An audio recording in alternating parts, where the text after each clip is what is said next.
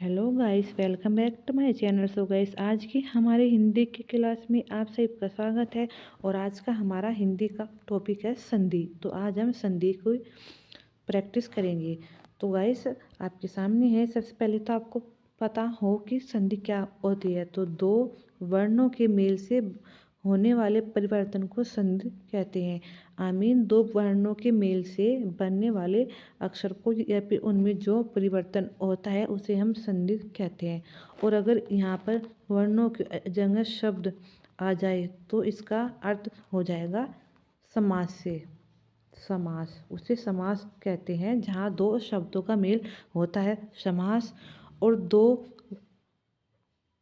वर्ण, तो जहाँ पर दो वर्णों के मेल से होने वाला परिवर्तन संधि कहलाता है। अब बात करते हैं कि संधि के कितने भेद होते हैं। संधि के 3 भेद होते हैं।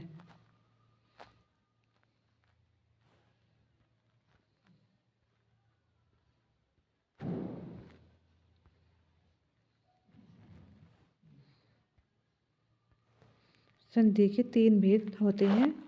3 भेद कौन कौन से? एक तो स्वर, व्यंजन और विसर्ग संधि। स्वर संधि, व्यंजन संधि।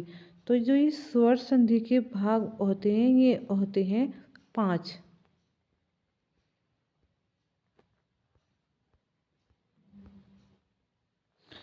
तो जो वैसे तो अगर हम बात करें संधि के भेद, अगर पूछा गया संधि के भेद तो 3।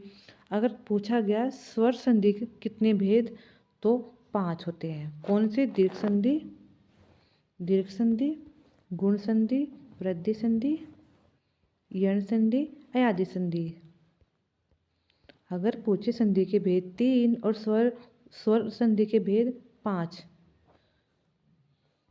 अब बात करते हैं दीर्घ संधि की।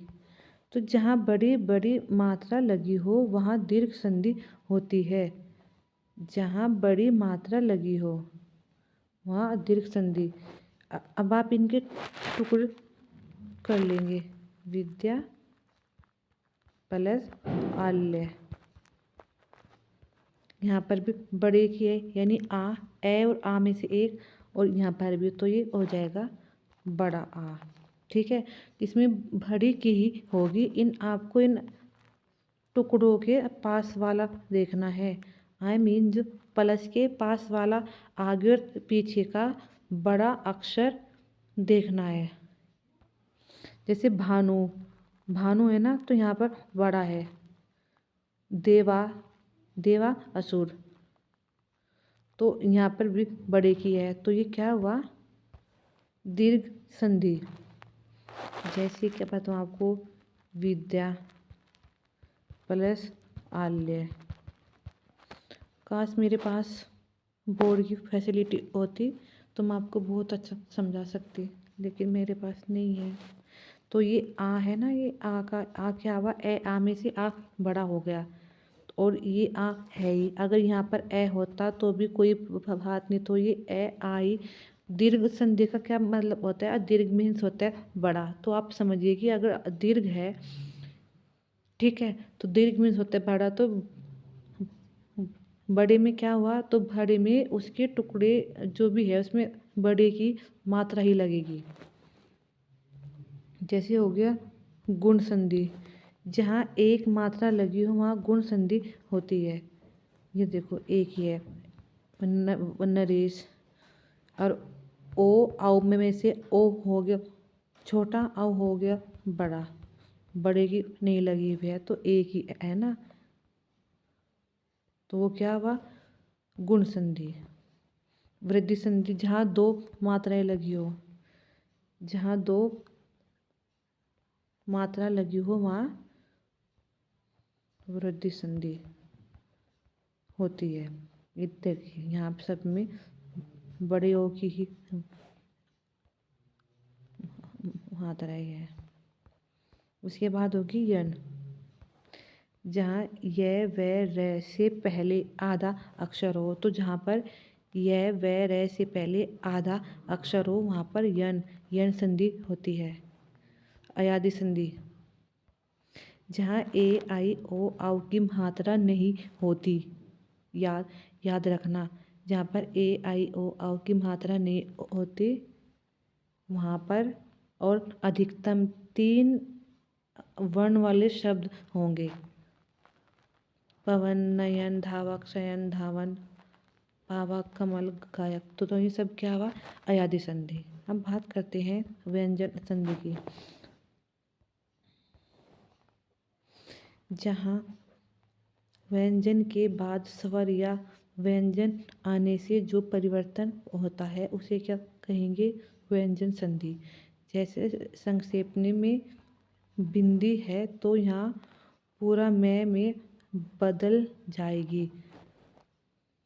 अगर ऊपर बिंदी है तो ये बिंदी पूरे में संक्षेप पूरे में बदल जाएगी। संहिता तो सम प्लस हिता, तो ये क्या हुआ? व्यंजन संधि। आधा न दै में, आधा च जय में, पूरा तय में बदल जाएगा। जैसे उन्नति है तो ये आधा न तय में, उद तय में, जय आधा तय में। तो ये अगर हम हलंत भी लगाते हैं ना तो वो आधा ही अक्षर होता है यहाँ पर लेकिन अगर मैं इसके टुकड़े करूँगी तो न तय में, दै तय में, तो ये आधा आधा हो जाएगी। हलंत वाले आधे ही होते हैं। तो गाइस आप इनको एक बार प्रैक्टिस कर लीजिएगा इनकी।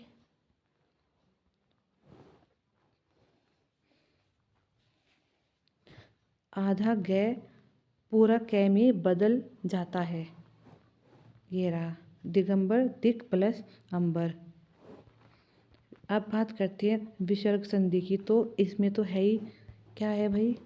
विसर्ग आएगा के बाद किसी स्वर अथवा व्यंजन का आने पर जो परिवर्तन होता है उसे विसर्ग संधि कहते हैं। जैसे निह प्लस कपट, निह प्लस कपट निष्कपट, निह प्लस फल निष्फल। ये विसर्ग फिर आधे शय में परिवर्तित हो जाएंगे। वह छह शय, अगर किसी संधि में वह छह और शय है तो इसका आधा बड़ा शय हो जाता है। प्लस के बाद अगर इनके टुकड़ों के बाद प्लस के बाद अगर वह छह शय है तो आधे शय में हो जाएगा। तय शय हो, अगर तय हो और छोटा शय है तो वो शय हो जाता है। नम है प्लस ते, नमस्ते, तो इसके बाद वो आधे शय में हो जाएगा। इनकी प्रैक्टिस कर लेना भाई।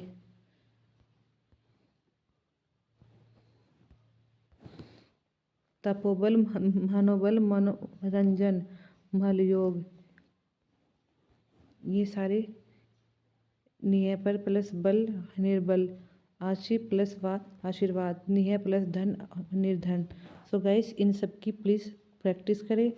आज के लिए बस इतना ही।